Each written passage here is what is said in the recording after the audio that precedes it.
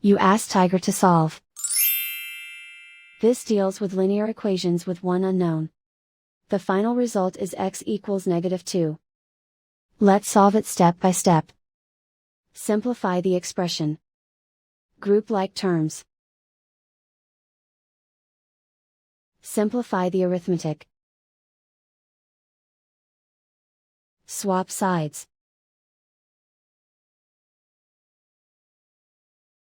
Group all constants on the right side of the equation.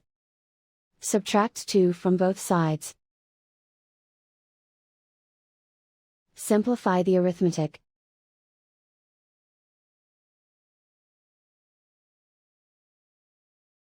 Isolate the x.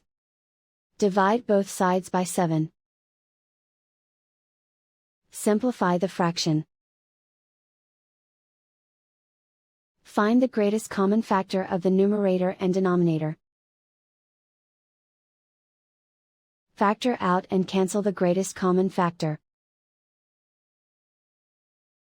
And so the final result is x equals -2.